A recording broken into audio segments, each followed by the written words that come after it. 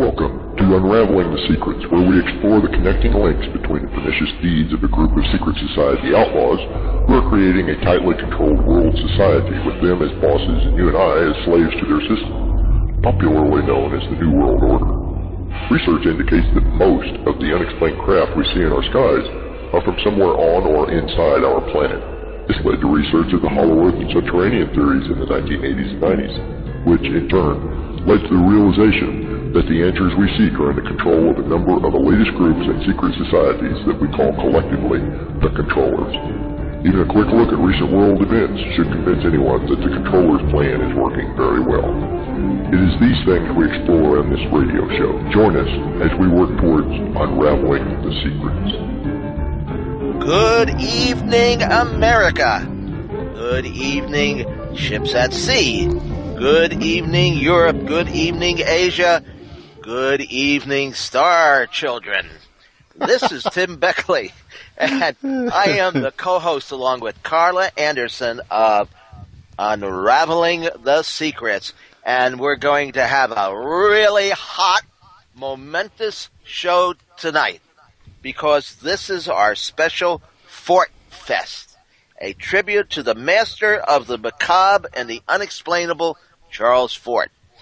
And we've got some very exciting guests with us this evening, some very professional people who know the subject and Charles Fort inside out. We've got in Indiana, Tim Swartz, who, of course, many of you already know because you listen to The Outer Edge on Saturday night on PSN Radio. Sunday night. Sunday. We're right now. We're on Saturday nights. Hey, to us, it's just a big universe out there. All right. Anyway, That's it's Sunday night. Be sure to tune in because his program with Michael Mott is always a humdinger of a show. And Tim lives in Indiana. He is the editor of the online version of the Conspiracy Journal and author of such books as The Lost Journal of Nikola Tesla, America's Strange and Supernatural History, Time Travel Fact Not Fiction, which I must say we have published all of those books. And, of course, you've seen him on Ancient Aliens and numerous other shows, and he's been on Coast to Coast and just about everything going. And he is producing us this evening. He is the engineer, but he is also a very special guest of ours because he's had some very interesting experiences that certainly are Fortean in nature that he'll tell us about later on, I'm sure, about how he's actually seen objects teleport. And, if you don't know already, Charles Fort is the individual who actually coined the term teleportation. So that's something to look forward to. And we have out of Pennsylvania, Butch Witkowski, who is the director of the UFO Research Center of Pennsylvania. He is the journal of the JAAR, which is the Abnormal Abduction Research. He is a member of the Institute of Frontier Science, and he is a former MUFON chief investigator and state section director. He's also a retired law enforcement official, and he's had a special interest over the years in cases involving strange disappearances, UFO abductions, as well as the very scary cases of human mutilations. And we got to hear about that. I mean, turn on the lights and lock the window because this is a pretty frightening aspect of the UFO phenomena that you don't often hear about.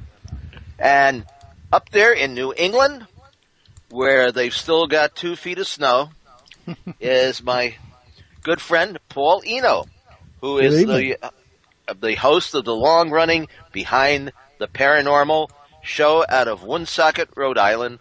The station is WOON, and I just visited up there, actually. I did an in-studio interview, which is actually very rare today because most interviews are on the phone.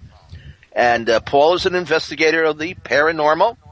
He's written numerous books on the subject, including Faces at the Window, Rhode Island, a general history, and Footsteps in the Attic. And Paul has a little bit different twist on the paranormal, which he will tell us about. Thing.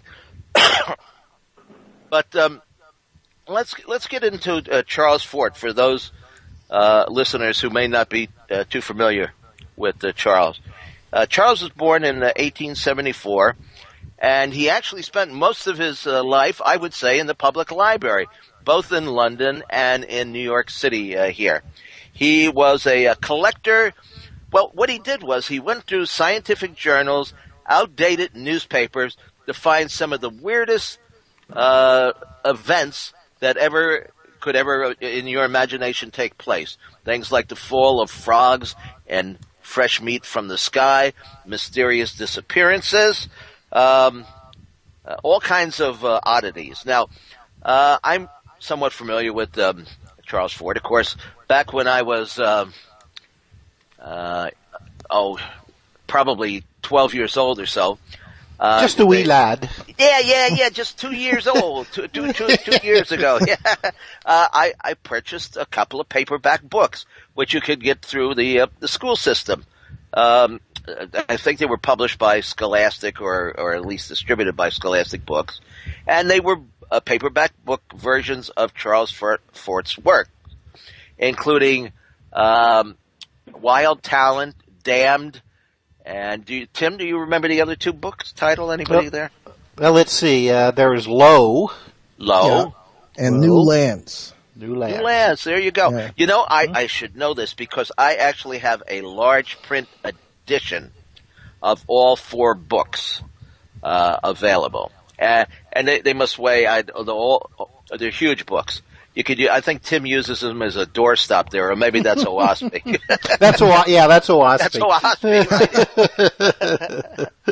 Right? But all 4 issues. Yeah. Yeah.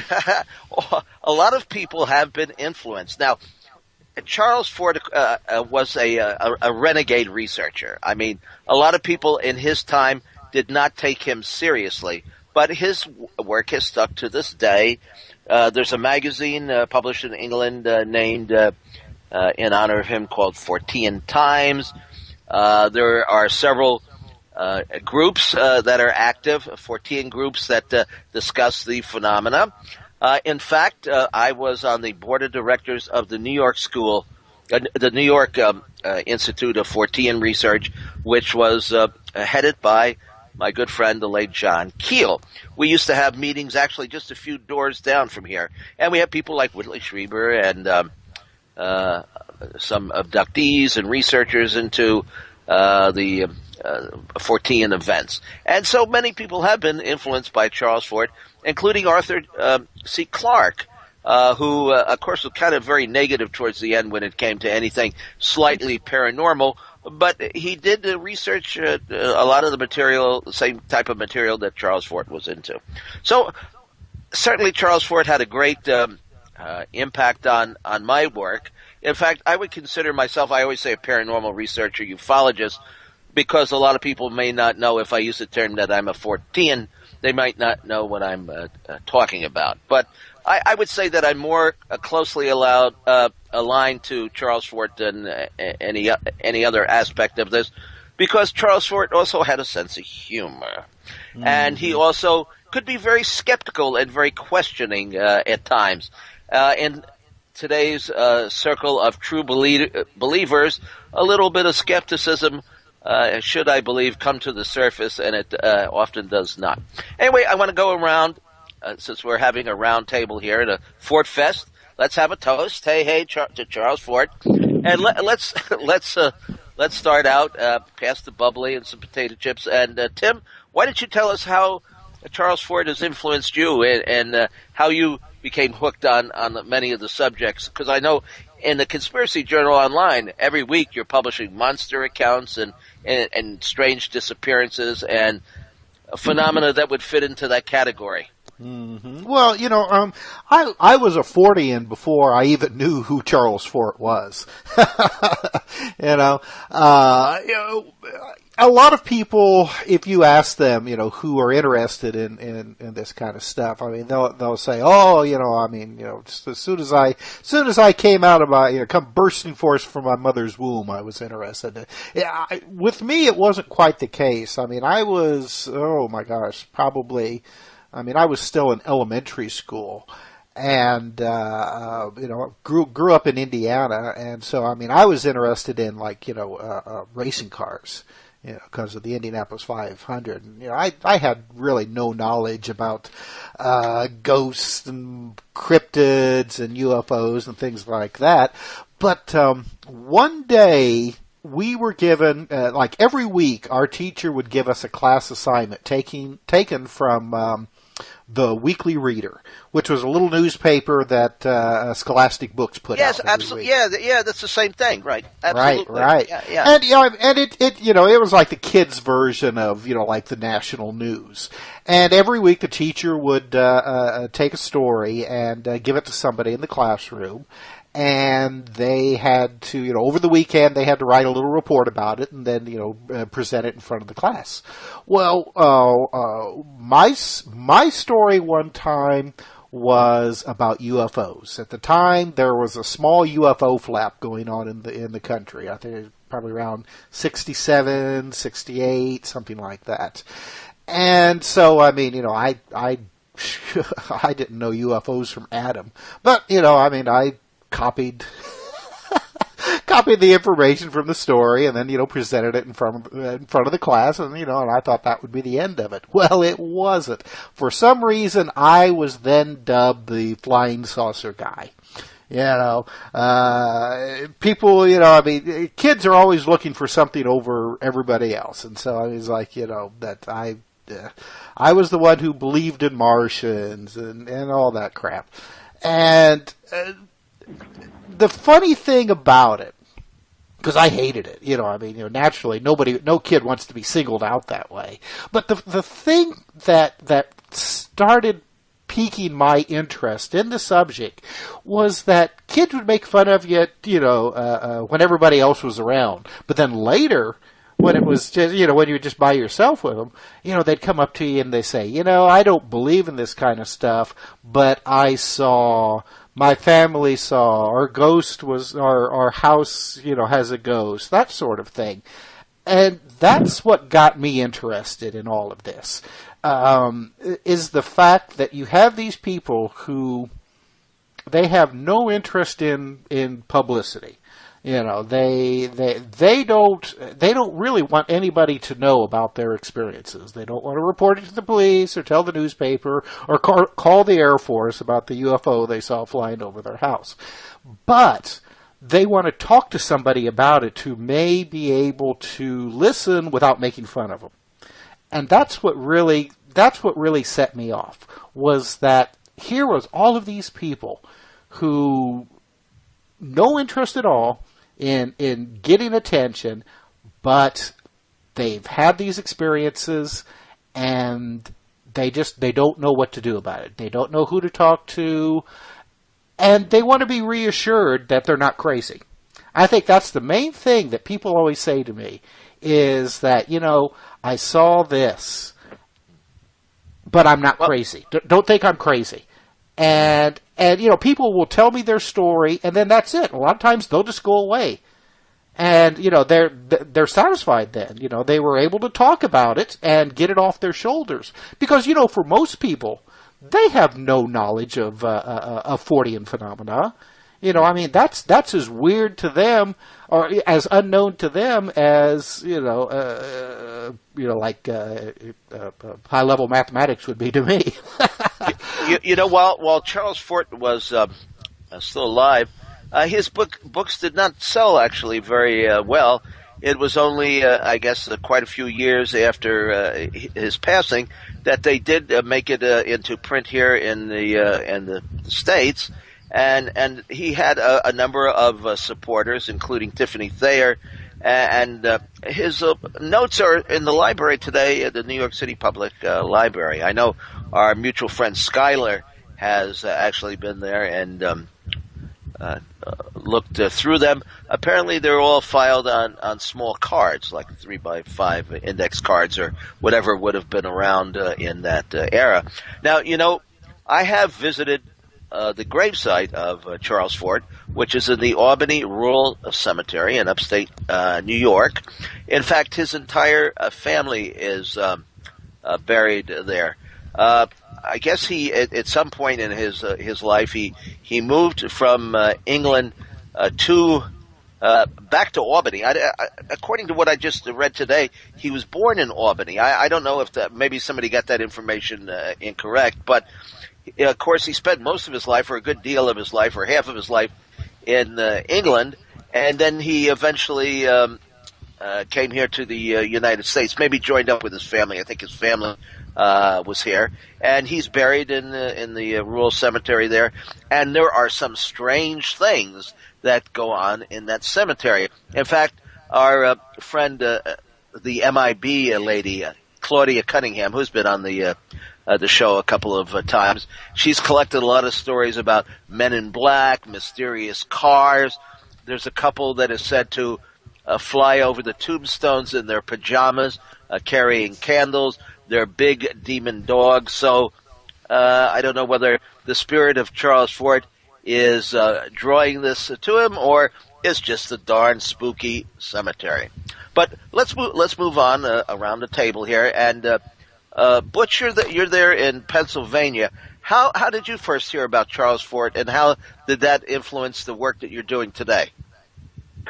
Well, I heard about Charles quite accidentally. There was a Fortean group in the Baltimore area, and about 3 or 4 years ago, Phyllis. All I did was I caught the tail end of it, that they had a Fortean meeting down there. And so I just kind of looked him up, and a lot of things were surprising to me with this guy. I mean, when you go his past, I mean, it's pretty well documented, but what a lot of people don't know is the movie Blade Runner. Philip Dick used a lot of the information in that movie from Charles Fort. And Spielberg has used his stuff. Some of his stuff was used in Star Trek. Some of his stuff was used in Star Wars.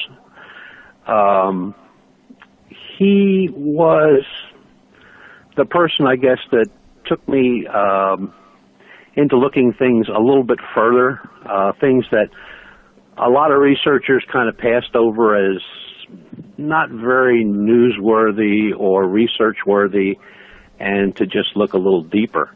And, the members of the original Fortean Society, I mean, Vincent Gaddis, Ivan Sanderson, Lloyd Frank Wright, Buckminster Fuller. I mean, these were people of stature and knowledge. And he was way ahead of everybody, I think, even today. When you look at some of the researchers out there today, they show up with their little notebook and their camera and their binoculars, and they see a shooting star, and the next day they publish that they've witnessed 5 UFOs fighting a war in the cosmic universe. And when you think about it, his beginnings, which were very humble, I mean, this guy had nothing. And if it wouldn't have been for an uncle dying and leaving him money, who knows where he would have went. But very smart guy. Looked at everything. I mean, cryptozoology, ufology, the paranormal. I mean, he went after it all. And, today you do have some people that dabble in all, but most kind of stay in their own little realm. Where this guy, he took on everything. And from very humble beginnings, I mean, the Fortean Society, I don't know if the one in Baltimore still exists. I think that may have closed down because of lack of interest. Well, no, actually, everybody involved in it passed away. That's a reason. Yeah. Phyllis Benjamin, who ran the group for years, passed away maybe about 3 years ago. And there were 2 brothers, and I can't remember their name offhand, but they ran the group. They had the group for years. They're actually, now last year they did reorganize and have an expo or a convention or a meeting And I think one is also planned for this year. Skylar would know more about it because she's kind of affiliated with the group. I was hoping she would call in, but I'm not sure she will. Anyway, they are still semi-active. I remember years and years ago going there with John Keel, and they had rented a huge auditorium, and Robert Anton Wilson was on the bill, and Bruce Maccabee, and a lot of other, and they had just a huge place there, and I guess they kind of overextended themselves because there were more speakers than there were people in attendance at that point. But you know, Butch, how hard it is to try to drum up an audience. I mean, especially if you're just getting started. But they did continue for many years there. In fact, I remember going down one year with John Keel. We took the train down, and they had a luncheon or a dinner. And what they did is kind of an experiment. They passed out to everybody in the at the luncheon. I think there were about maybe 60 or 70 people, spoons and forks and knives. Now, we're talking about the hotel cutlery. This was not, the kitchenware that people bought from their house or picked up at the local McDonald's or something, And they tried an experiment, a mental experiment of bending the utensils, just like, I guess, Uri Geller was kind of the rage at the time. Well, there were several people who kind of showed us bent spoons and forks, and you could have said, well, maybe they they could have done it, maybe with Randy looking over their shoulder or something. But Phyllis Benjamin had this fork. It was twisted like a pretzel. I don't believe even if you had a vice, which he certainly didn't have in the in the restaurant area there, or the catering hall. This thing was twisted like you couldn't possibly do it. In fact, I can't imagine. She was just as shocked as everybody else, was. So there's no doubt. Now, I don't think Charles Ford ever wrote or discussed bending utensils, but that's something that's come along, since he passed away, certainly. But now, Butch, you got involved in this how many years ago? And it was through a sighting, right? I mean, did you have any particular interest in UFOs or the paranormal before this event took place in Arizona? Not one iota. Well, I witnessed a craft in Arizona, in Tucson, in 1989, of which I was standing there with a few other people, including my wife, and this thing was just hovering above a mountain there in Tucson, and we were in my driveway. The fellows had just come in and planted some saguaro cactus at our home, and we were drinking iced tea and just talking, and everybody was looking up, including me. And there was this huge 3 football fields in length, several stories high, burnt, copper-colored with a few green, very faint lights on the side, just hovering there. And it was huge. And it was, from the angle that I was at, looking up at the mountain, it would have been cigar-shaped or tube-shaped. It hovered there for a few minutes. Across the street, my neighbor, who was the head of federal prisons for the government in western part of the country, he was also looking at it. The dogs were quiet. I mean, there was nothing electronic happening. Watches didn't stop. Lights weren't going on and off. It was about 6:30, 7:30 in the evening. Still bright light. And it rose up about 1,500 feet and just shot off westward, probably about the speed of a bullet. I mean, it was just gone. So I called the sheriff's department. I called the Davis-Monthan Air Force Base. I called the newspapers, media, TV, everybody, the Highway Patrol, Tucson City Police. I called everybody I could, and nobody had a report of this. Tucson Airport, radar, nothing. And I just thought, this is crap. I know what I saw. Everybody else saw the same thing at the same time. I mean, my neighbor actually yelled across the street, "What the hell is that?" And I couldn't even answer him because I didn't take my eyes off it. So I started looking for information on what it could have been, and I found that after a couple of years of collecting reams of volumes of papers and books, that I had no answer. And I just gave it up. I just said, enough's enough. And a year or two went by, and I was watching TV one night, and I forget what the show was. It could have been UFO Hunters or History Channel, something on UFOs. and it just got in me to find out what it was, and I've been at it ever since. So it's now 25 years. Wow. Well, I've been doing this, I think, 50 years. I don't know. You know, it just, once it grabs you, it just grabs you, and it doesn't let you go. No. Let's move on up to New England here for a few minutes. And Paul, now you're one of the, I guess, kind of the pioneers of paranormal radio. I mean, you've been doing this for how many years? Oh, only 8, actually. Uh-huh. Yeah. There's a myth out there that we've been doing it since the days of Benjamin Franklin, but not quite. Well, but I do know you had quite a few mentors in the field, like Dr. Ryan and Ed and Lorraine Warren, and you certainly have a wide variety of guests on your show Behind the Paranormal, probably more so than most other programs. Now, how did you get into all of this? I know you went to a seminary school, and you had expressed an interest in the paranormal, and you had a rough time in that regard. Yes, you might say that. Well, actually, I started out formally in 1970 when I was studying for the priesthood, and it was rather a question of the doctrine of purgatory, strangely enough, and I wondered if ghost phenomena were, in fact, the basis for this doctrine, right? And from day one in 1970, and actually starting in the field in 1971 with other seminary students and a photo expert, got entirely different information than that. It didn't seem as though these people were dead at all, never mind in purgatory. So, but Fort, I'm rather a late bloomer when it comes to Fort, ironically.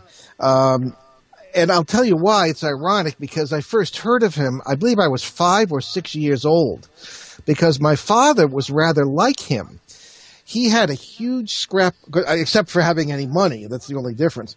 But he had a huge scrapbook that he kept that I would look at, and I didn't always know what I was looking at, but as I learned to read, I could read some of it, and Charles Fort was mentioned profusely throughout this book, this scrapbook, and there would be, how the world might end.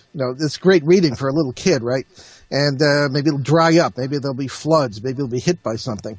And then all sorts of anomalies that my father would find in newspapers and magazines, he would put in this scrapbook. But ironically, again, I didn't really pay much attention to Fort until the 1990s, maybe 20, 30 years after I'd started this interest. And what really struck me was there were two things. First of all, Fort's ideas about superconsciousness, because he was accused of by some of his friends jocularly as believing, as Bishop Berkeley did, the philosopher George Berkeley, that there were that all things really are within people's consciousness. Well, Fort didn't believe that. He believed that there was just the opposite, really, that there was a superconsciousness from which all things kind of come, and that really prefigured what today we would call the theory of the holographic universe. So that struck me. And that has, Ford believed in the connectivity of all things, the sort of oneness that is behind all things. And today in physics, for those who believe in holographic universe theory, the eventual collapse of what they refer to as the matrix or the grids will result in this sort of ultimate unity that's really kind of there anyway. So that was amazing to me. And from an odd point of view, and I'm probably the only one in this panel who would think of this, there was some theological thought that reminds me of Fort's thinking as well. And that's from a French priest by the name of Teilhard de Chardin, who lived from 1881 to 1955. And he was, I suppose, kind of like me, kind of in the doghouse for some of the church authorities, because he went too far. And he came up with the idea of the omega point and the noosphere, which essentially is, again, the underlying oneness of all things in what we today call the biosphere. And he was contemporary with Fort. Although I'm sure they didn't know each other, and they certainly never even heard of each other, although Fort probably in his readings had heard of Teilhard de Chardin. However, be that as it may, those are the two things that really grabbed me, and I said, my gosh, this guy thinks kind of like my father did, and he's I had come to many of the same conclusions. One of Fort's, just tell me if I'm rambling on here, fellas. But excellent. Yeah. One of Fort's ideas, of course, was, and I think this came from his relationship with his father, which I understand was rather abusive, because he went storming out of his father's house at the age of 18 and never really looked back. And abusive relationship like this, I think, kind of turned him against authority. And one of the most didactic authorities on the planet, and in some ways it still is science and its pronouncements. I don't think he hated science I don't think he disrespected it, but science is only as good as the scientists, really. And I think he disrespected a lot of the arrogance and things that he would see. He pointed out in some of his writings that you have scientific laws, and all of a sudden somebody comes up with something else, and all of a sudden the law is not true anymore, and there are all sorts of politics and infighting among scientists about this idea or that idea. And most important to Fort, and to all of us, I'm sure, is that things that didn't fit the scientific paradigm were often just suppressed or dismissed or otherwise simply not considered at all. And he, especially in his first book, I have a senior moment here, the Damned, what was it, The Kingdom of the Damned? No, I think whatever. It's just Damned. Yeah. The Book of the Damned. The Book of the Damned, yeah. Yeah. We're all not getting any younger here, but in the Book of the Damned, the reason he called it the Damned was it was full of ideas that were damned by science, and this was something that also drew me to him, because I respect science, but I don't think it's good enough, and I think he saw that too. So anyway, that's how I got started in general, and in particular with Fort, and he's been a tremendous influence. Certainly, I think of him as sort of what Fort is to the paranormal. I think what H.P. Lovecraft is to supernatural literature. Mm-hmm. Now, I think a lot of people don't realize the tremendous influence, but it's there. Now, you probably, Paul, were the first to actually suspect that there was a connection between ghosts, cryptoids, and UFOs. Most people in this field to this day, although it is beginning to change somewhat, are very narrow-minded in what their belief structure is. Take Stanton Friedman, good friend of ours, certainly. Yeah. He believes Heard that from him today. Yeah, you're right. Okay. He's writing the preface for a book that my son and I have just written. But anyway, he believes that UFOs are extraterrestrial. He does not want to accept any of this paranormal content that we have now found ourselves so deeply immersed in. When did you begin to realize that, hey, these things were interconnected and we weren't just dealing with spaceships from outer space, and that ghosts may somehow be related to UFOs, and cryptoids fit right in there too? Well, what really did it, of course, as I say, starting in 1971, the dealing with these people at this abandoned village in northeast Connecticut really got me wondering about the whole idea of death as opposed to the idea of time. I didn't know anything about quantum mechanics or the multiple worlds interpretation or any of that stuff at the time. But then 1979 was sort of a watershed case for me. I was sort of bumbling around the paranormal, confused. I'd been thrown out of the seminary because they didn't like what I was doing, probably because it was all in the wake of the Exorcist film, and instead of just talking about it and saying this is what we think it is, they just shut up, which makes everybody even more curious. So anyway, I got in all kinds of trouble, and I found myself living in a little cabin by a lake in Connecticut and had nothing, and just finished graduate school and didn't know what I was going to do. And the phone rang one day, and it was a young lady from the University of Connecticut, not far away. And make a long story short, she and her sister had been with some friends in Maine the previous weekend and had come upon a house, and the younger sister was well known as being very interested in the occult. And they came around a corner and said, stop the car, that's my house. And we said, how, what? She jumped out of the car before they could stop her and ran up to the door.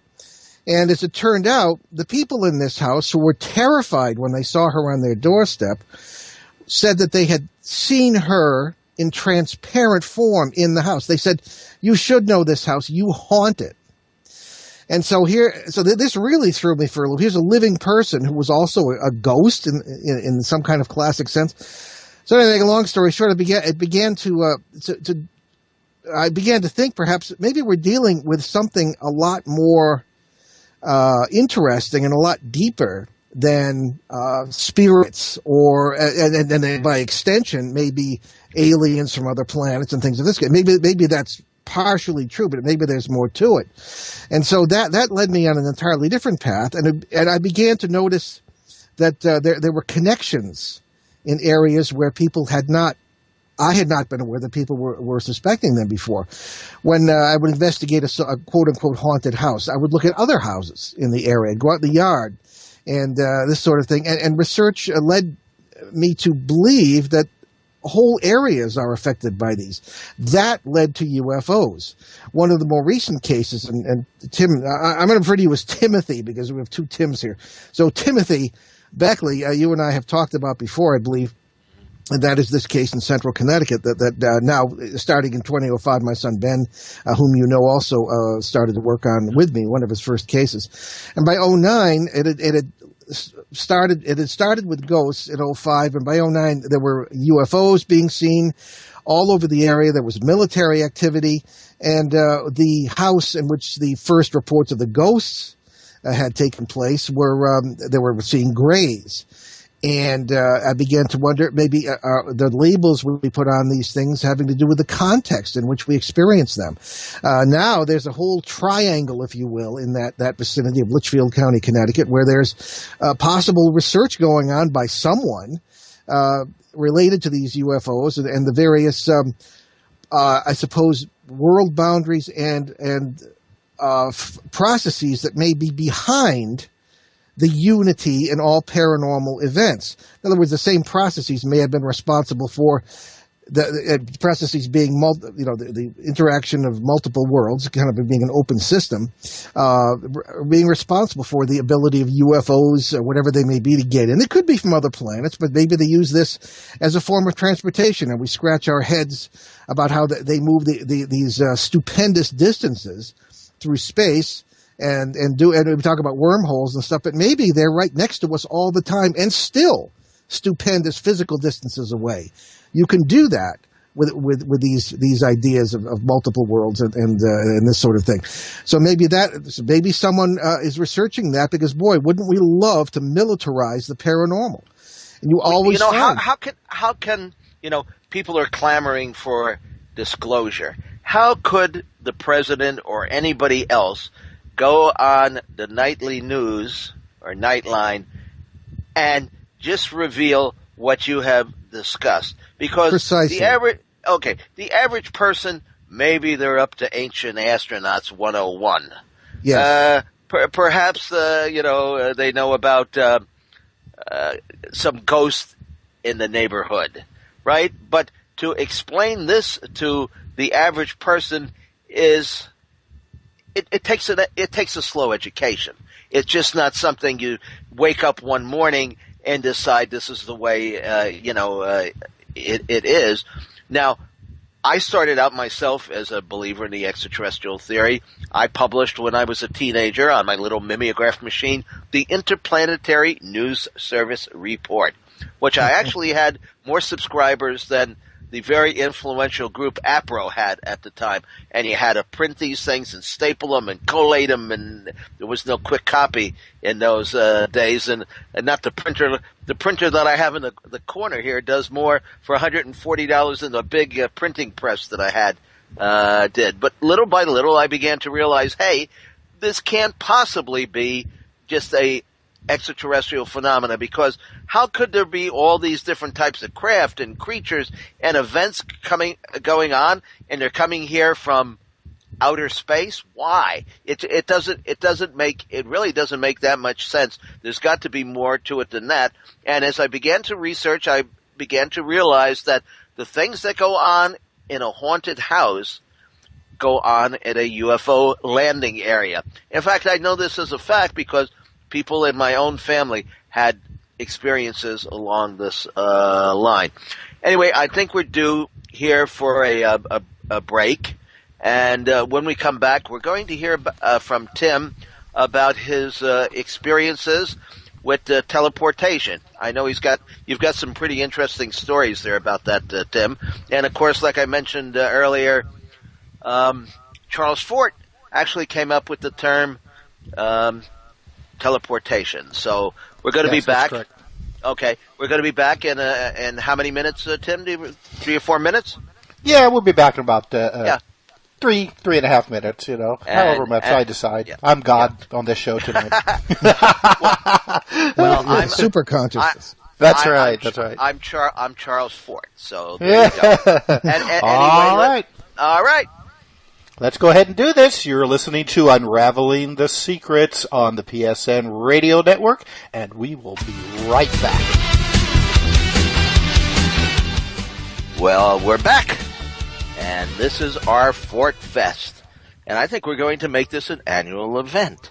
It's a tribute to Charles Fort, the master of the Unexplained, and author of several books that were written, I guess, around the turn of the century. And we have with us tonight Tim Swartz. I started to say, see, you forgot already. Yeah, but as long as I don't forget your royalty check. There you go. It's fine. We have Paul Eno, who's still out there shoveling snow somewhere in Rhode Island. Oh, boy. Butch Witkowski, who is going to tell us some very peculiar tales of human mutilations. But before we bring Butch back on, Tim, tell us about the episodes involving teleportation, because that certainly fits right in with our tribute to Charles Fort, since Charles is the one who actually came up with the term. And that certainly has stuck to this day, including even on Star Trek. Beam me up, Tim. That's right. Well, Ford actually came up with the term in, I think it was like far back as 1931 in his book Low. And, like the scientific or science fiction use of teleportation, I think they researched it as far back to a book in like 1877. So the concept's been around for a long time, but Fort was the first one to really give it a name. And so, I mean, we can thank him for that. And, there's been a lot of paranormal phenomena that exhibits what appears to be teleportation. Well, heck, UFO phenomena. I mean, we've all heard reports of people who have seen, unusual objects in the sky that just suddenly just seem to blink out in one spot and instantaneously appear in another spot, seemingly, miles away. There are people who have seen, like UFO occupants that will be, outside of a landed craft, and all of a sudden everything just disappears, just vanishes. So, whether or not that's, we're talking about teleportation, invisibility, or what, it's really hard to say. But, I myself have been witness to poltergeist phenomena that I would have to say that it was teleportation that I was seeing. I was investigating a haunted house in Ohio, and the elderly couple who were living there with their grandchildren, they were telling me about the odd things that were going on at that time, and it was the usual. If you could say poltergeist phenomena, that there's anything usual about them. But, there was, like knocks, raps and knocks on the walls, furniture and small objects were moving around, that sort of thing. And as we were talking, we were sitting around in the living room, and it was, like early in the evening. The sun hadn't set yet, so, there was plenty of light, and we heard a loud bang somewhere in the house. It was really difficult to tell where it came from. And I could see from where I was sitting, I could see everybody. The two adults were sitting on a small couch just right across from me. And then down the hallway, I could see the two children in their bedroom. They were sitting on their beds, and I could see everybody. But then all of a sudden, from the ceiling, the middle of the ceiling, these small rocks started dropping down. And it looked, from my viewpoint, that they were appearing just like maybe about an inch or two below the ceiling. It didn't look like that they were coming from a hole in the ceiling. They would appear just like instantaneously. They would just appear and then drop to the floor. And we all just kind of sat there staring at this till they stopped. And then I went over and I picked the rocks up. They just look like like normal rocks that you would find in your driveway, and in fact they had a rocky driveway, and it looked like that's where the rocks came from. Well, what I did, and I remember this from a story that I read from Ivan T. Sanderson, where he had a very similar experience. I took a magic marker and I marked each one of these rocks with a big X. I went to the back door of the house, and they had a fairly small backyard, and then right behind it was a cornfield with almost ready to harvest corn. And I just chucked every one of those rocks into that cornfield. Came back in, sat down, and almost as soon as I sat down, rocks started appearing from the ceiling again, falling down. And it was the rocks that I had thrown into the cornfield. Each one of them had that X marked on them. So I mean, I have no idea how that happened. I mean, your guess is as good as mine. I mean, I've had people say, it's it was a hoax. Somebody was doing that, and I'd like to know how they managed to go out in that cornfield and collect all those rocks in that amount of time. And I even went up into the attic because there was an attic right above that ceiling, but I mean it was filled with that blown insulation. So good luck trying to walk through that. No holes, no anything. So I mean, your guess is as good as mine on what I saw or experienced with that. Well, the fall of rocks is pretty common in Fortean phenomena. I remember. Back in the, I guess it was the mid-1960s, investigating a case by telephone and letter that took place in California where rocks were falling on the roof of this house. And, everybody was, they thought it was a neighbor, they thought it was a prankster, they thought, everything but a paranormal explanation. At least this is what the sheriff department, of course, thought. But people would, go out and watch from a distance, to see if they could catch any hooligan doing this. And the minute their back was turned, there were the rocks pummeling the top of the house. Now, here's a better one for you. Yuri Geller told me the story of one time. He was, I believe, overseas somewhere. I don't think it was his home in England, but maybe Germany or somewhere. And they were staying in a flat-roofed dwelling of some kind, and they were pelted by coins, by money. Now, that's what I like to see. The heck with the rocks. The heck with the coins. Change, please. Yes. Bring the dollar bills. $20 bills. Well, of course, that happened to me too. You know about my incident where I found a Canadian quarter at a bus stop and decided instead of tossing it away, actually it was in my pocket and I was going to use it as change to get on the bus until my friend Carol said, no, you can't use that. The bus driver will throw you off because it was a Canadian, and it wouldn't even fit in the change, the thing where you put the change in. So I decided instead of taking the coin and tossing it away or putting it back in my pocket because it would just happen again, I left it on the seat where people wait for the bus to come. I got on the bus. We went about 8 or 9 avenues over. Carol and I stepped off the front of the bus, went down a couple of stairs, and there on the sidewalk, exactly where the bench would have been if there was a bench, was a coin. I picked it up, and it was an American quarter. So I figure with the rate of exchange between Canada and the United States, we probably made 2 cents on the deal. But I mean, that's a teleportation with a shape-shifting Like how do you leave a Canadian quarter in one spot and 5 minutes later you pick up an American? I mean, people just don't throw change on the sidewalk. I mean, maybe they do in Hollywood, but not here in New York. But this teleportation thing, I remember one incident when I had an office on Fifth Avenue. A Hasidic Jew came in. Now, I very seldom run into them as far as being like interested in UFOs and stuff like that. He was very upset, and he said, "I want your opinion on something." And he explained how he was on the outskirts of Tel Aviv. He was in a Volkswagen driving along, and it was fairly late at night. There was a fog bank. He was carrying with him some very expensive diamonds that had been given to him on approval. In other words, they give you these things, and then you try to find somebody to sell it, and you make a commission on it.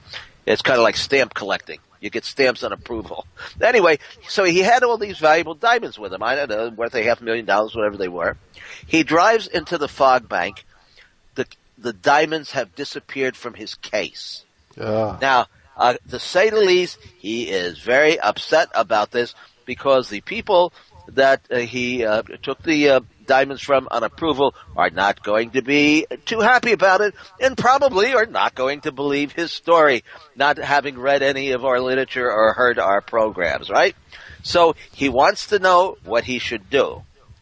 I told him that on several occasions, the missing objects that have been lost under similar circumstances will usually show up in the most unusual of places. And sure enough, I heard from him maybe a couple of months later.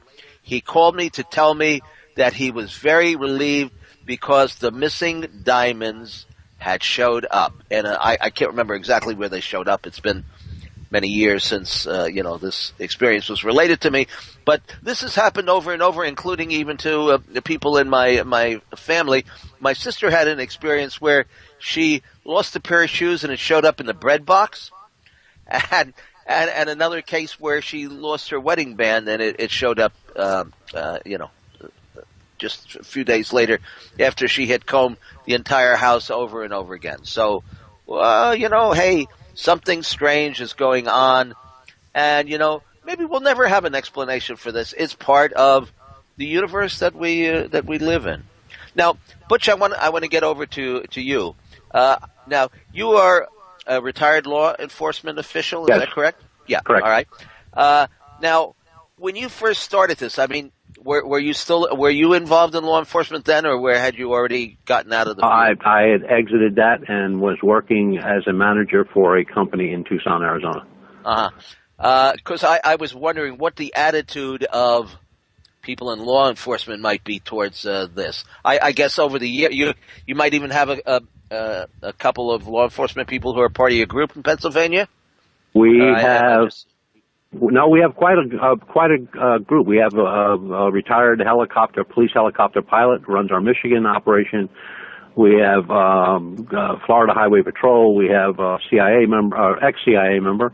We have an ex-MOD member. We have ex-U.S. Naval intelligence member. We have 2 current serving police officers. We have psychics. We have forensic scientists. The group has gotten quite large. We have 12. The UFO Research Center of Pennsylvania.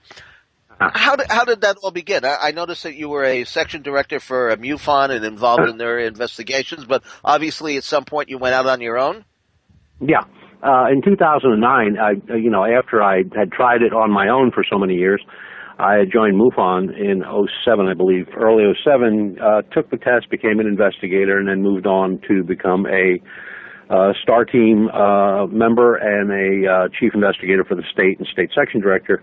But even with that, I got to know a little bit more, and I got to know pretty much the who's who in ufology, I guess if you want to call it that now, because there's so many different realms opening up. But I decided to leave and start my own group because I thought in my mind that I could work better and get more information if I had groups that were around the country that I could bounce a report off of, because with MUFON, you took the report and you handed it in, it went into a database, and, after investigation, that was pretty much it.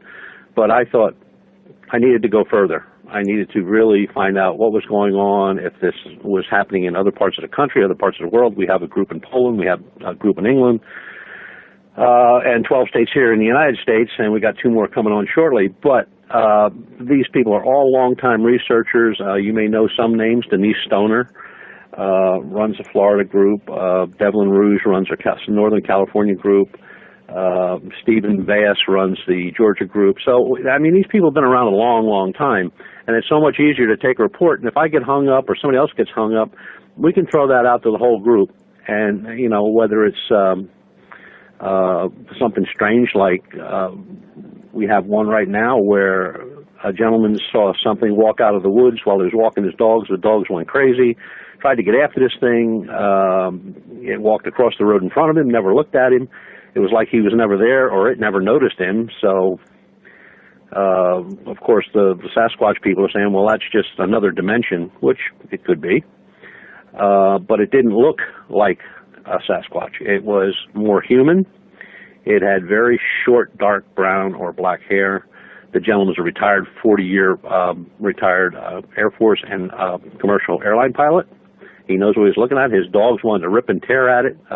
He had all he could do to hold the dogs back.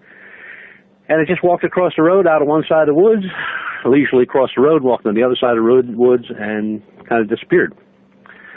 So when he describes it, he said it was not Bigfoot. He said it was about 7, 8 foot tall. It looked like a man, muscular, but a man, no long hanging arms or wide strides. It said just strolled across in front of him. But he said one thing that was pronounced was he saw no tail, no big ears, not Wolfman type looking thing. He said it had a snout, a pronounced snout. He said kind of like a pug would have, a dog, a short dog, boxer. He said like that. He said, but it never looked at me like I wasn't there. So was it in another dimension that it didn't see him, but he saw it, or vice versa? Something we're looking at right now. Now, but there's Pennsylvania strange things going on now in ufology. It's just, if you don't have an open mind and you're doing this, you're not going to succeed. You're not going to get any answers, I'll tell you that. Well, Butch, now Pennsylvania has always kind of had a historically an association with not only UFOs but Bigfoot, and on a number of occasions they have been closely allied. There have been UFO sightings and Bigfoot in the same area. Of course, now I found that in Ohio when I went to Cincinnati area many years ago. There had been a little item in the newspaper that a UFO had landed in a farmer's cornfield in Athens, Ohio. So since I was going to Cincinnati on business, I figured, well, let me check this out. Well, I got there and I talked to the farmer. It turns out that his grandson, I think he was around 14 years old, had seen this light out back, and it apparently had come and flattened the corn down. And they found what looked to them to be indentions, left in the ground.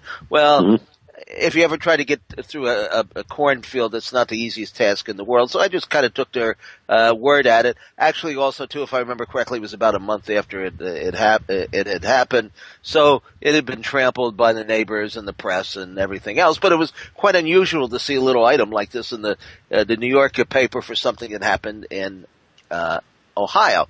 So I figured, well, while I'm here, let me go and talk to some of the neighbors to see if they can confirm it, or if they had sightings maybe on the same night or, around the same time. Well, I knocked on a few doors, and they were very congenial. They spoke to me. There was one woman who described this big cigar-shaped object about, a quarter of a mile away. Very, very, very rural area. And one woman said, yes, not that particular night, but we've seen UFOs here, and we even have Bigfoot out back. And I said, you have Bigfoot out back? And she said, yeah, he stomps around under the air conditioner. I said, he's out back under the air conditioner. I said, how do you know that? She said, well, we can hear him kind of rumbling around out there. And also, too, we found some indentions in the ground, where the water had dripped from the air conditioner, and some muddy footprints, left in the soil. And they're too large to be human. And besides, he's making all kinds of weird sounds and even rapping on the air conditioner. She kind of thought maybe he was trying to drink the water that was coming out of there. I don't know. Anyway, I talked to 3 or 4 people there in this neighborhood in rural Athens, Ohio, who had all sorts of experiences that did not relate to UFOs, but were certainly paranormal in nature. Now, this was just around the time that John Keel had started writing about Mothman and all the demon dogs and all these other kind of weird phenomena that didn't seem to be related to UFOs, but he was kind of bringing them and trying to lump them together. So I spent many a night talking with John till maybe 4 or 5 o'clock in the morning, because he lived not too far from where I was living at the time. And we discussed all of this, and a lot of people said, oh, he's making it up, he's fictionalizing it, he's not hearing voices on the phone, Indrid Cold, Mothman doesn't exist, blah, blah, blah, blah, blah. But, after knowing him for years, and we were pretty close friends, I think he was, he was a reporter and a journalist and a first and foremost. So he did inject a bit of a sense of humor into his writing and into his work, because Charles Fort certainly could be a little bit sarcastic at times as well. It came out in his literature, and so John was a big fan of Charles Fort. I think probably Charles Fort influenced him more than anyone else, certainly in this kind of realm. So, I began to realize that, heck, there certainly is a relationship between all of these things that were going on. Now, Butch, how would you say that your investigation differs than most of the other UFO groups? What would you include that, say, a MUFON wouldn't go out and investigate or talk to a witness about? Well, we do it forensically. That's the first thing, to prove that it actually could have taken place. I mean, take the report and then look at everything from weather, location, go to the location, photograph, research history for that area, prior cases, whether it's paranormal.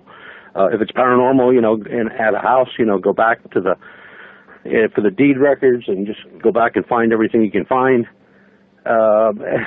Just different. I mean, theirs is kind of 1, 2, 3, 4, 5 step, type thing, where we'll go to libraries, we'll do, internet searches, we'll go to historical societies, talk to other researchers in the area, and we have 2 mobile units, one in the eastern state part of the state, one in the western state part of the state, and they're equipped with everything from satellite communications to built-in laptops, all the gear that you would ever need to do an investigation. I don't care if it's cryptozoology, paranormal, or ufology.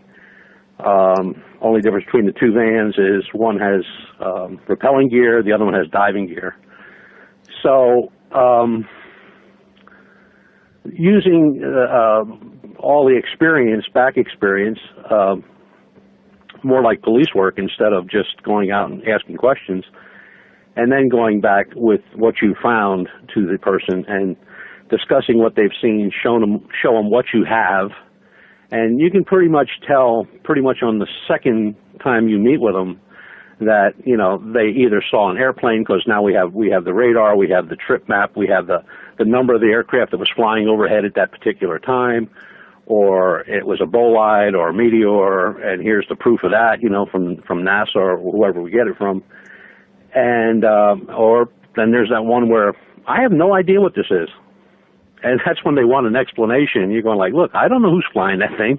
I know it's not ours. We don't have anything like that. We don't have anything super across the sky, horizon to horizon, stop in the middle and shoot straight up or turn color. And it's funny because Charles Fort, in his book from 1923, New Lands, he was the one that really uncovered evidence before really the intervention of aviation on sightings of huge cylinders and spheres in the sky. And, today those are considered UFOs.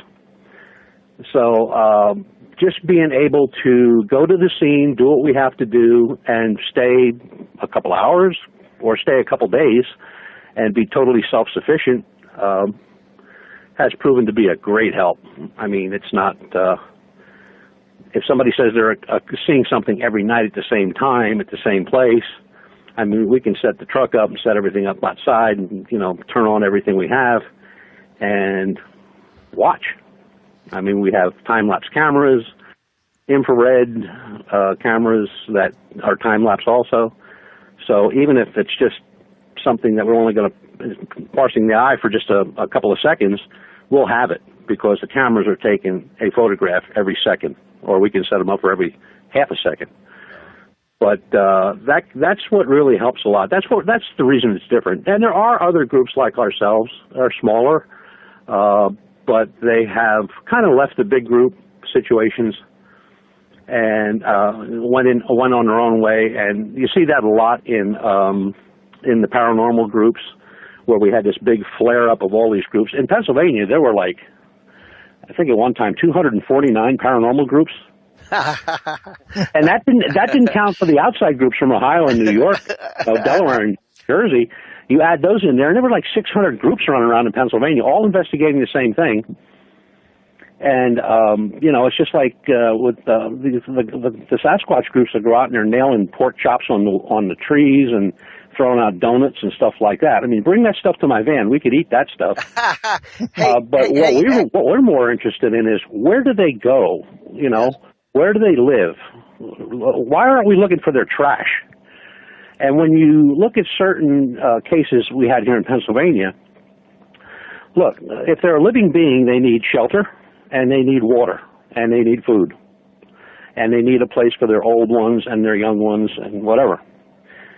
And we found a couple sites that had multiple reports over the years.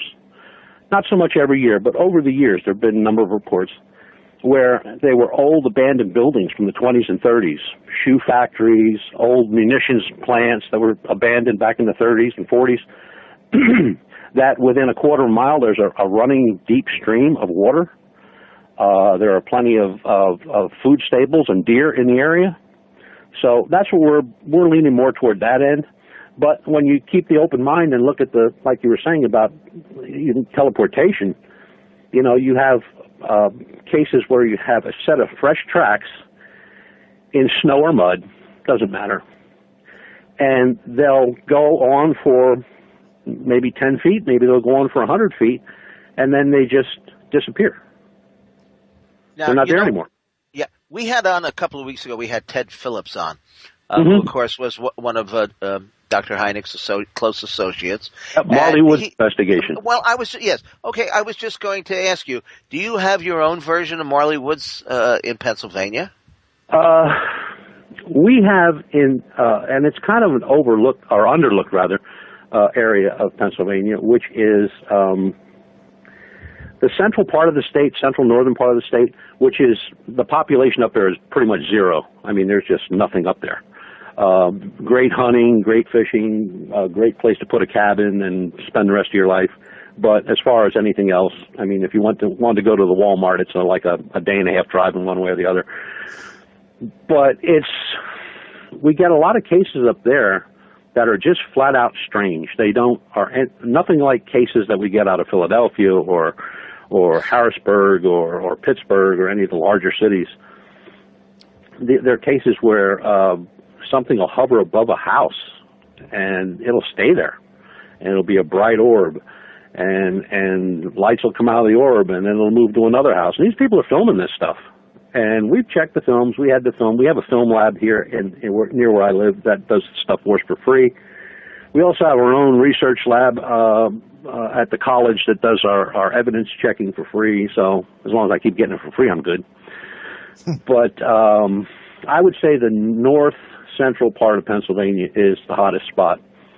I know years back it was down in the Philadelphia area, but that was all attributed a lot to the media. I call them Me Too-isms. Joe's out there talking to a reporter, and he says, yeah, this is what I saw, and his buddy's back there going, yeah, me too. So then that went from one station to another station. I mean, people were seeing stuff that people were reporting on one side of Philadelphia. They were seeing it on the other side of Philadelphia, which is absolutely impossible. We had one guy said that he saw something coming across Lake Erie. Lake Erie. He lives in South Philly. There ain't no way. So, until you get those all out of there. If Sarah Palin could see Russia from the roof of her house. Yeah, right. But it was just, so you've got to weed that stuff out of there. But I always found that doing it forensically works a lot easier and better, because you have, instead of just making a decision or coming to a decision within a couple of days, we have cases we're working on now for 5 years. And we've accumulated, volumes of evidence and I mean real evidence, stuff where it's on somebody's letterhead from the government, excuse me, or it's a toxicology report or an autopsy report. I mean, we have that stuff. We have it here. So it's not where somebody's going to come along when we finish the case and say, well, you can't prove that. Well, yes, we can, because that little 1-inch binder on that particular case is now an 8-inch binder, and it's full. So I got to go buy another binder. Well, Butch, now I want to go over to Paul for a minute, but before we end the show tonight, I have to find out about the human mutilation, because I'm sure that's something that most people don't really know anything about. I mean, of course, there are a lot of people who think that, all UFOs are very friendly and it's the Space Brothers, but that is not the case. But, Paul, I want to ask you, can you tell us a couple of cases that you've investigated, haunted houses, UFOs? How about EVPs? That's always fascinated me. Are these really the voices from the dead? They could be. You have, recordings now have gotten very sensitive. I mean, shielding and all that stuff, which takes out all the excess white noise and stuff like that, it's pretty much getting to be a science. But the human mutes, unfortunately, they're still alive and well. England has a bunch of cases. We've gotten cases that we documented back to 1643 in England, and Rich Hall is doing a great job over there with that. He's came up with some cases where there was a whole family laid out on a hilltop, husband, wife, son, daughter, and laid in a line, car running, and they were laying there and they were skinned. So you have the most famous case is the Guadaparanga, Brazil case, where two guys are out fishing. They see what looks like to be a body on the shoreline, and instead of damaging or doing anything to the crime scene, they're smart enough to go get the local police, who show up with a forensic team, by the way, and the guy is found there, and he's missing his surgically removed his eyes, his left ear, his inner ear, his lower jaw, his inner throat, tongue. He has 1 and 1.5 inch holes punched in muscle areas, and that they've been removed. Tissue and glands were removed in his shoulder, chest, his navel, thighs, testicles removed, prostate gland removed, anal area cored out. That is exactly what happens to a cattle mute. That's what's taken from a cattle mute. You look at this guy's pictures, and they're available on the internet. You look at this guy's pictures of the crime scene, and the first thing is that they said he was dead for 40 hours. Now, the heat in Brazil is unbelievable. Plus, he's near water, so the humidity would have been intense. He shows no signs of livor mortis or rigor mortis. He's not bloated, and he does not smell, and there is no blood in the body. And we got a hold of the autopsy report, and the autopsy report kept mentioning, they said death due to massive trauma. He was dead for 40 to 72 hours, but in the report, the two words that kept coming up were vital reaction. And vital reaction, you would normally hear that at an autopsy or a police officer investigating a murder. But what it does is it indicates the response of living body tissue to an injury. So if you would stab yourself or stab somebody, they would wiggle, pull away, and they do kind of ripping, tearing, black and blue marks would show up, be some real damage. If you do that to something that's dead, nothing happens. You just have a hole. I mean, you can slice it into sections and nothing's going to happen. It's just going to look like slices.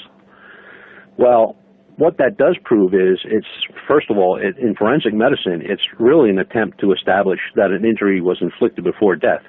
So everything that was inflicted on this gentleman, he was alive when it happened. When they removed the skull cap, multiple hematomas. Now, a hematoma, smack somebody in the head with a hammer, they're going to have a hematoma. They could live through it, pressure release and drill a hole and all that stuff, but hit them hard enough, they're not going to survive it.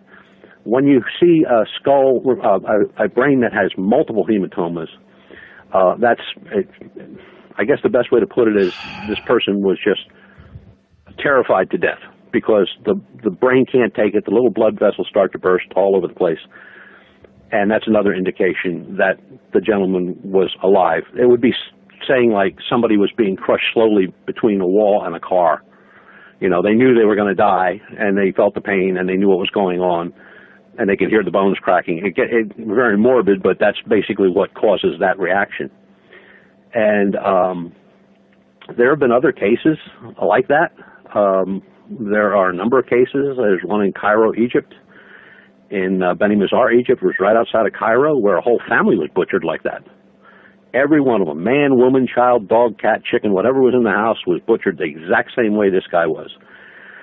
They arrested a guy shortly thereafter who had the mentality of a 2 to 3 year old, retarded, could barely walk, but they blamed the death on him. Of course, they found no murder weapon, and he just seemed to be the likely candidate. I did talk to his lawyer. They did get him off eventually.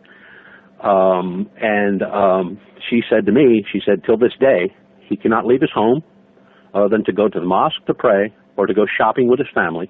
He must be in the accompaniment of 2 family members and an Egyptian police officer at all times. Ooh, that's pretty... So, you know, what's being hidden here and why it's being done, we have no idea. All we know is I tell people if they see something that looks like it's going to land, run. Don't stick around. Ooh. You know, and, you know, the people that are, the abduction scenario is just kind of the other way around where, you know, they're taken, they may get a puncture here, a scoop mark there, or something, a scratch or bruising or this, that, and the other thing. That's one thing. But these people are killed. And the cases from the 16th century that show us that people were disappeared. You know, the English keep great records. They could tell you from day one. You know, just go to any church. They have the church records. 2 archaeologists are in the church records. They contacted us. They said, we found this. We don't know what it means. And they said they found 2 pages. One page says a guy disappeared, and they found him within a fortnight. He was naked. He had strange holes in his body. He had missing organs, and he was up on a roof. And then they found another one where a gentleman, a farm type guy was out in the field. They watched him. All of a sudden, he kind of vanished, and he winds up in a tree 2 days later. Same damage, holes, missing parts, the whole 9 yards, no blood. And so they wanted to take pictures to send to us of the reports of what they found in the books. Well, they weren't allowed to do that because they say the flash will hurt the books and all this and the other thing. And we've never heard from them since. Well, they don't exist. I went to their email addresses that they gave us, phone numbers they gave us, and they're just gone. Wow. You know, we wrote about some cases like this in our book, Round Trip to Hell and a Flying Saucer. We're going to take another break, and then we're going to come back and ask Paul to relate to us some of the most unusual cases that he's investigated and see if he can add anything to it as far as this negative aspect goes, UFOs, paranormal, and so forth. So, Tim, let's have a break, and we'll be right back on Unraveling the Secrets. My friends are moved away. And we are back on Unraveling the Secrets. And tonight is our special Fort Fest. And we've been hanging around the round table talking to Tim R. Swartz. That's me. There you go, Tim. We've been talking to Paul Eno. Hello. And Butch Witkowski has been frightening the hell out of us talking about human mutilations. And now we are joined by our co-host, a little bit late, but better late than ever, never, is Carla Anderson. Hi, how are you? I guess has had a busy day at her UFO hair salon and art gallery. Yes, it was. I got abducted, is what happened. Well, that I'm happened. Here. I'm here now, and I can't wait. Butch, please continue. Well, no, wait a minute. It is Paul. It's Paul's turn. Oh, Paul, you're scaring us about the mutilation? Well, no, I Butch was scaring. Yeah, Butch was scaring us, but now it's Paul's turn to tell us about some of the key cases of hauntings and the paranormal, UFOs, ghosts, monsters that he has personally investigated, and if he sees a negative side to this. Should we be frightened, or are we being guarded by archangels? Well, the whole principle, and I must say how impressed I am with Butch's narrative. I remember he's about to get an invitation to be on my show, I think. Certainly, Tim and everyone, I've began very early on to see a very negative context, and as a matter of fact, it brings in questions that Fort may have asked about the nature of the superconsciousness, the nature of the oneness that's behind what he suspects is, were paranormal events with a certain connection. And the name that I early on gave to these things, and again, it's not just me, other people have seen the same thing, were parasites. And I believe that they were parasites because I would see them almost sort of feeding, or if you will, even farming certain people and certain families, sometimes working in groups. And, of course, all our legends, I think, of demons and even vampires may very well have come from the human experience with these things. And I'm thinking particularly of the negativity that I saw in 1974 in the Bridgeport poltergeist outbreak in Connecticut. I was working with Ed and Lorraine Warren and a priest. And our point of view at the time was, of course, I was a seminary student, so it was all very theological. These were demons, and we had to have an exorcism and all this business. And, of course, I think today that's far too narrow a view, and sort of putting human labels on something that may be way beyond that. And I was confused, as I was in that case, as I was in the earlier case in 71 in the abandoned village with the so-called ghosts. I was confused by the physical nature of many of these things. And as Butch was describing with the apportations of the stones, I stood there with Bridgeport police officers and firefighters and watched a refrigerator floating through the air. Many, many things happening in this house, sometimes at the same time. In one case, my job was to keep an eye on the little girl, who at the time was 10 years old, and the what a parapsychologist might call the agent, the one around whom the phenomena seemed to tend to concentrate itself. And I was injured by a flying television set and all this business, and that went on and on. But the negativity was most pronounced on the Monday evening of the 3 days we were there. And the Warrens had gone back to be on TV or something. I mean, it's funny, I've been a journalist for 35 years, and the last thing I would do was call in the press on any of these cases. But that's the first thing Ed Warren seemed to do. But in any event, I was standing with a little girl in the corner of the living room. There was a reporter from the Bridgeport Post, and there was a neighbor and the two parents. So a small group. These entities, as I believe they were, because I don't accept the parapsychological explanation. These are produced by the agent. There were four of them, and you could see almost a gauzy structure coming down the hallway. One of them came in front of me. I put the little girl behind me. Her name was Marcy. I was reading a prayer from an Eastern Orthodox prayer book, and I began to become angry because I could tell this thing was after the little girl. I sort of it was right in front of me. I sort of instinctively pushed against it. It pushed back, and I as God is my witness, I felt bone structure. This thing was a physical being. It wasn't some kind of spirit. And it got around me, threw the little girl across the room. And that's when it really landed right on my head, so to speak, that these things were feeding on my anger. And if you notice, and I'm sure Butch will agree, that these poltergeist phenomena, and Tim too, these poltergeist phenomena start very, very slowly. You start with a little bit of pounding. Feelings of presences. And then as people become more, as I see it, as people become more annoyed, frightened, or angry, they will feed on this and get stronger. And then you can, and under the right circumstances, have a poltergeist situation, or even what is in folklore known as possession. And I've worked with that a number of times, and I don't think it's quite interpreted correctly by the religious set either. So we went. I pulled the family out of the. This just got so strong. I pulled the family out of the house. Fortunately, the police had cordoned off the street, which had been full of people prior to this. And otherwise, we would have walked out into this crazy crowd that was fresh out of the theaters, having seen The Exorcist film. And the Warrens, the days before cell phones, I had to run to a neighbor's house. Something followed me, knocked on the door. I called the Warrens. Took them an hour to get 10 miles from their home back into the city because of the traffic types because of this thing. So in any case, I began to realize that's a real episode. Oh yeah, well it's the subject. Yeah. It's the subject of a new book by Bill Hall, The World's Most Haunted House, which is, I understand, a bestseller now. Some of the shows, right? Yeah, so that's all what this is about. But in any case, I began to realize that these are not demons or servants of Satan or any of that stuff. I think they are life forms, and they're parasitical. One can get very grim about this and say maybe all or some of the genetic influence that may have occurred in our distant past, and may not be because of ancient astronauts as in that strict sense, but because of perhaps influence by these beings who perhaps move between worlds and want to use us as food. I have a question because I'm really just an observer. I've known Tim for a long time. I've gone on some expeditions with him. I'm a hairdresser. I have a salon.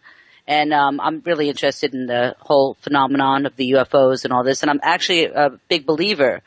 I'm also a Christian, which is weird because I keep hearing everyone talk about the difference between paranormal. And we've done 5 shows so far, and I'm sitting here listening to a lot of experts. You too. Tim knows everyone, and everyone that's been on this show is an expert. And they have a lot of history in this. But I'm listening to everything, and I keep coming back to the same question. I mean, there's paranormal, and then there's the extra-dimensional, aliens and this and that. And the more I hear, I just keep putting together in my head. And I keep going back to it because I'm unraveling the secrets too. This is totally selfish of me. But I'm thinking that what everyone's explaining, I'm thinking that maybe primitive people in the Bible in the first place were trying to describe something they couldn't explain, like aliens.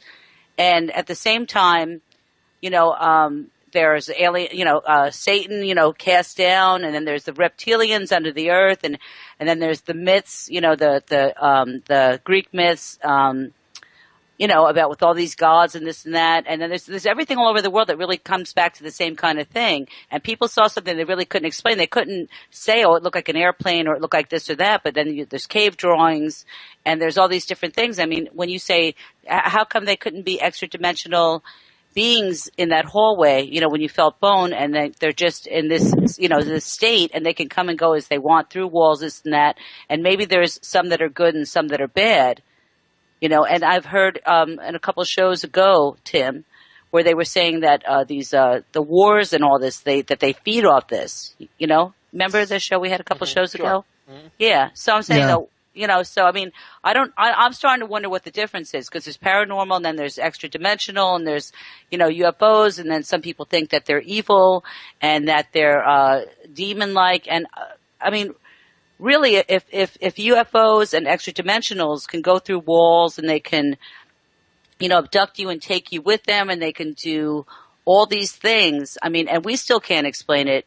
And then, we're looking at things that primitive people tried to explain and turn into angels, because we wouldn't even be talking about angels and demons and all this if we didn't have some kind of, and you were in seminary school. What do you think? What do you think is going on? Well, I should qualify what I've said, as grim as it is, by saying that, at least in my experience, I've run into many, many positive, and I have to call them neighbors.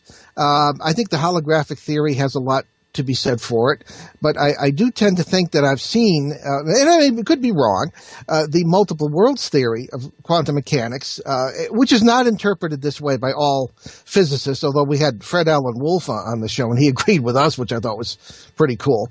But I think that there is everything out there, and the key with quantum mechanics, if this theory is correct, is that many of the physicists who believe it this way say that all possibilities exist in concrete form. In other words, everything that you can imagine, everything that has ever existed, will ever exist, or could ever exist, exists in concrete reality in some corner of the multiverse. The term actually goes back to about 1895. And if this is correct, and this is, as I said, I didn't learn this in a classroom. My son and I see this played out in the paranormal trenches, and this is our interpretation. Then everything is out there, good and bad.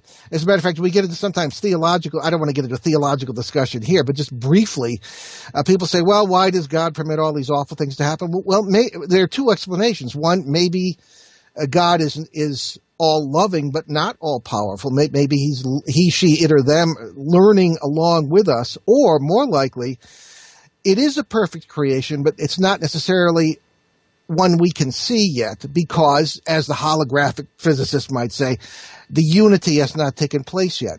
All the worlds put together, all the possibilities, all the parallel universes do add up to a perfect harmony and balance. And we just don't happen to be conscious of that all the time. And if we are conscious of more than one world, then more likely we're going to be judged schizophrenic and handed a bunch of antipsychotic drugs.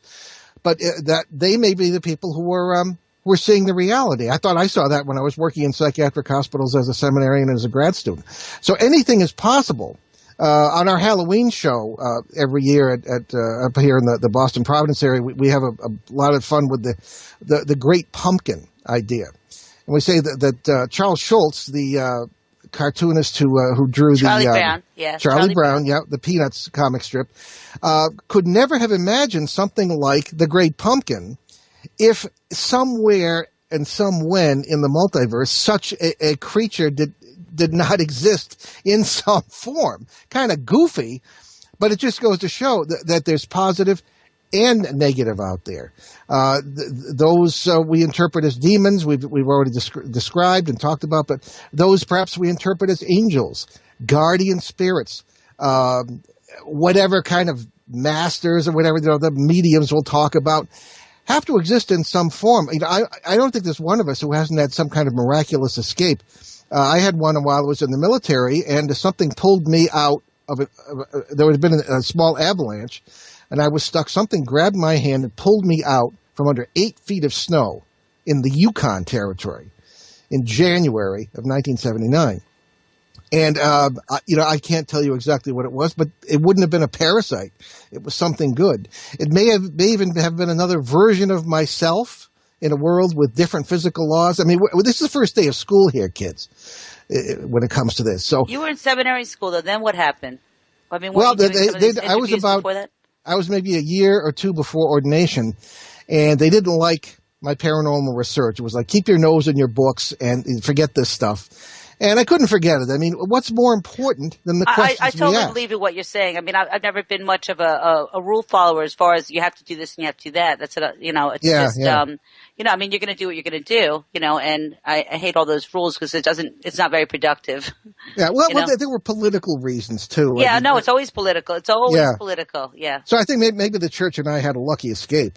Each. Yeah, probably. Yeah. Probably. So in any case, it is what it was, and I can. You get to a certain age, I'm sure that a lot of the fellows on the show are same vintage as myself. You look back and you see that why things happened the way they did, and it makes sense. At least, absolutely. At least to me. And glory days. You know what I want to ask our three guests here this evening, and Paul and I have discussed this somewhat. EVP, electronic voice phenomena, are these really the voices of the deceased, or is there something different or something else going on? And you know what, too? This EVP phenomena has also showed up in relationship to UFOs. There have been many instances where weird voices have appeared on telephones. Can I ask something, Tim?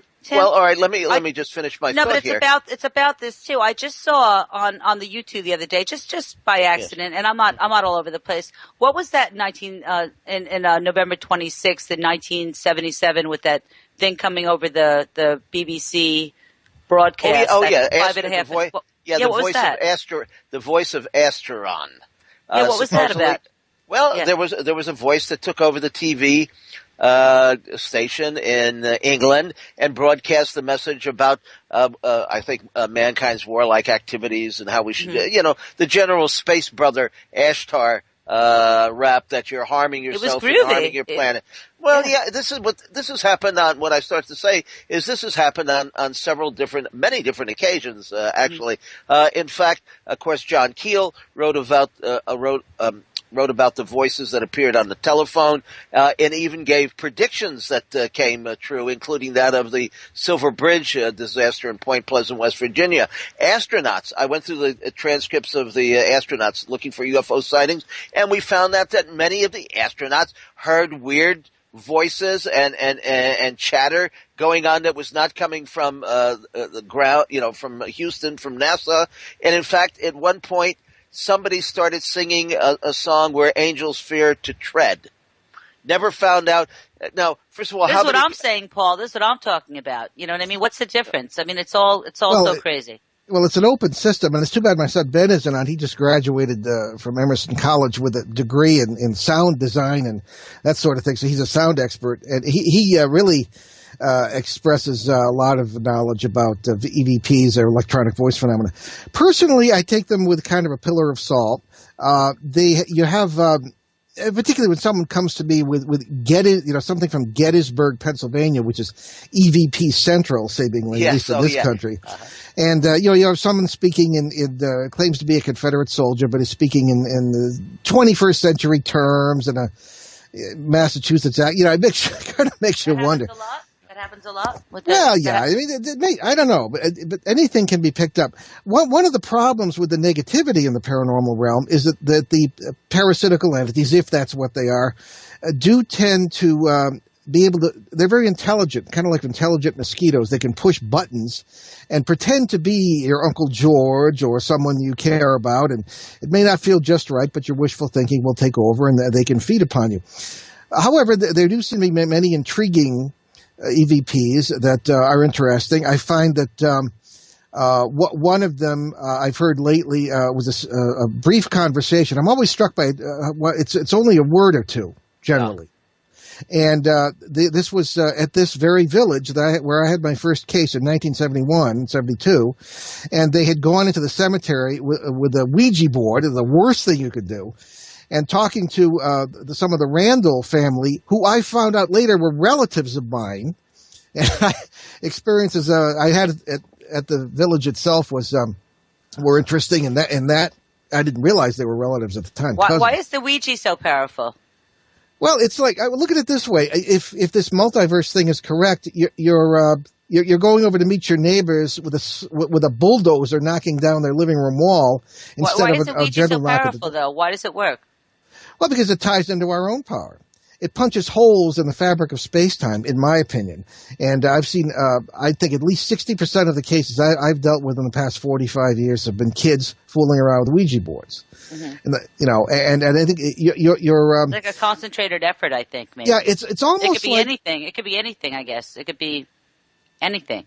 Well, it could be. Remember that scene in Dracula when Harker goes to the castle and Dracula says, "Enter of your own free will," right? That's something that's from deep human folklore that you have to sort of give tacit agreement to, whether it be domination or victimship, from these things, from these parasites. And I think that's really true. Kind of let it in. You have to kind of let it in. And the Ouija board rings the dinner bell, for Pete's sake. Yeah. Hey, Butch, have you heard any of voices or EVPs or anything associated with UFOs, or any of the cases that you have investigated, mysterious sounds, voices? Yeah.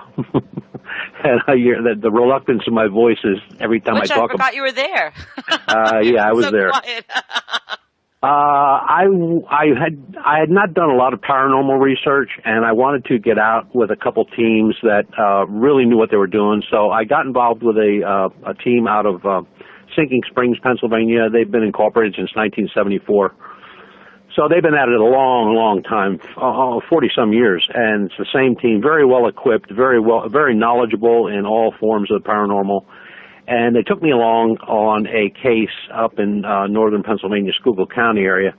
And they said, here's what the deal is. The lady, they just moved into the home. They're in the home less than a month. They're still moving in. There's something in the daughter's bedroom that they can't explain that's causing the young daughter to freak out. They have a light in their bedroom that goes on and off by itself, and it's one of these types that where you got to push a button to put it on low, medium, and high. Every time you got to push it. And the other thing was they heard knocking in the hallway. Okay, so we get there, and I'm very impressed because they have top-notch equipment. They set up. They have show empathy to the people. They have a walkthrough with the people. The people leave the house. And to make a long story short, I wind up with the sister in the kitchen because I'm the novice. I'm the lookie there. So I'm watching the monitor, watching all the cameras. They have these infrared cameras in every room of the house. Now, before we get to that part, right before they leave, the little guy, a little kid, he might be 4 or 5 years old. He comes over. He's got a doll wrapped in a package, and he says, "What's this, Mom?" And she said, "You got that for Christmas." Right. You got this for Christmas. We just didn't get time to open up. We boxed it. We thought we'd open it up once we're all moved in and everything. So just put it over here in the rocking chair, and we'll play with it tomorrow. Now, this isn't one of those plastic containers, you know, the kind that takes a guy my size, 6'1", 250, to rip apart with a sledgehammer. Hard plastic. The only thing is it's a little doll, a little cute little thing, has a little red heart in the middle, and has its hand, one hand is sticking out and says, "Press me." And if you press the hand, you know, it does one of these, "Hi, how are you? Do you want to go out to play?" Blah, blah, blah. It only says 5 things. So they put it on the rocking chair. I'm in the kitchen. I'm maybe 15 feet away from the doll. I can see where everybody's at in the house. They're all in different rooms. They're setting up more cameras. They're setting up tape recorders, digital tape recorders. And all of a sudden, music starts playing. And the girl sitting beside me, the sister who's there to show us around in case we need anything, she says, "It's the doll." Now, for me to get up and look at the doll, it's like 2 steps. I get off the chair, I take 1-2 steps, I'm looking right at the doll, and in a man's voice, and I mean a man's voice, it says, "I see you." Oh, God. Now, at that time, this 6'1", 250-pound dude wants to leave, but I can't because this lady that weighs more than me has got me by the belt. She said, "You're not going nowhere without me." So I call everybody on the radio. They come down, they look, and the doll doesn't say that. The doll does not say that. Here's the best part. There's no batteries in the doll. When they open it up later on, when the parents come back about 3 in the morning, there's no batteries in this doll. So how did it say anything? How did it do anything? Even when the kid had it, how did it do anything? I had an experience with a pig. Oh, man, I'll tell you. That you were talking about EVPs. Here's a strange one, and you don't hear a lot about it. I'm trying to find out more about it because I just heard about it about a month ago. A paranormal group, I believe from somewhere in New York, upstate New York, was down researching the caves in Berks County. Berks County up on Mount Penn, there are a lot of old caves, and they were constructed during the Revolutionary War, and they were storage caves for ammunition, food, for Washington's troops. As those were emptied, and Washington troops kept taking on many Hessian troops as prisoners, they put gates on the front of these things, and that's where they housed them, because they're very large. They go back 50, 75 feet, and they may be 20 feet wide. And you can see where they had the fires, the burning on the smoke on the ceiling, the whole bit. Now, the gates are all gone because they didn't want anybody locked in there. But somebody was up there, and they put an EVP, I don't want to say a Frank's box. This is more a professional recorder. Sony makes them for like news recorders, newspaper people and stuff like that. Back in the day, they were very huge, but now they're kind of compact. They're about the size of a 10-inch iPad. And he left it in there, and they went outside, and he was telling everybody he was going to go in and set up a microphone, this and the other thing. But this thing does have its own microphone. So they're outside, they're eating a sandwich, they're drinking a cup of coffee, they're having a little talk here and there, and he goes back in 30 minutes later, and he sees that it's running. He didn't turn it on, but it's running. So he turns it off, he takes it back outside this little cave, and he turns it on, and he hears 2 gentlemen saying something in German. Well, the Hessian troops were German. So he had it, somebody that understood German to translate what they said. The one guy was talking about what they had for supper, and he was answered by the other guy who said something like, the same old thing or something like that. And a little further on in the tape, they're discussing in about 30 words how they can get that gate open. And they're thinking of digging out the hinges, which are just embedded into the wall. And then it goes blank. Now, the Revolutionary War was a long time ago. Yes. That's kind of the weirdest I've ever had. You want to hear about my pig? I'm Yeah. serious. Yeah, let's hear about it, So Carl. I had one of those motion activated pigs, and I don't know if this has anything to do with anything. I'm just saying it was just weird. At my salon, and I film a public access show, so I thought that it'd be cute to and it's a little pink pig, and I thought, and if when you go in front of it at a certain angle, right in front of it, it rolls over and laughs. So I thought it'd be cute to tie it up outside of my salon and then just film people from across the street to see the reaction to it. Because you walk up to it, you're not really sure what it is, then it starts rolling over and laughing. And, people are stressed out in the New York area, so I just thought it'd be fun. Some people just didn't even look up and other people were just freaked out. But I was just filming, having fun with it. But this thing was, but it was very sensitive. We had to stand at a certain angle, like right in front of it. I swear it's like 2 years later. I have this thing stuffed in a bin in the back of the salon, facing to the left, not even facing forward to the front of the salon. Stuffed under a bunch of bin of toys. The batteries had to be way dead. And when you turned off the light in the salon, it would just start laughing. So we got rid of the pig. But I'm saying, I don't know if it was paranormal, but I wasn't taking any chances, and I haven't heard anything since. I moved When the father came home and they opened it up, and they found there were no batteries in it and stuff like that. They did put batteries in, and it only said 5 things. It was like, hi, how are you? Will you be my friend? I love you. Can I hold your hand? Let's go outside and play. That's it. That's all it says. So did she witness this? He took the batteries out, took it outside, and burned it. Did she witness the what it had said as well in the man's voice? Yeah. Yeah. They had it. The recorders that the guys had set around in the rooms all picked it up. But the strange part was they picked up exactly what it said. I see you, but not in the man's voice. It picked it up in the little girl's voice. Oh, it did. Mm-hmm. It's still frightening. Yeah. This has been a great tribute to Charles Fort. And I do want to give everybody the opportunity to tell us a little bit about what they're doing now, how listeners can get in touch with them, the titles of your books, and so forth. Let's start off with Paul. Paul, where can the people find your show and archived, and when can they listen to it live? Well, thanks, Tim. It's behindtheParanormal.com, and we have over 600 free podcasts. The live show is on Monday, Eastern Time, 6 to 7 p.m., and depending on whether there's a Boston Celtics game after or the city council, usually go till 7 o'clock. And you can that's if you're not in the listening area, it's WOON 1240 AM. If you're not in the listening area, it's streams live at onworldwide.com, and our other site is NewEnglandGhosts.com. How many shows do you have up there now?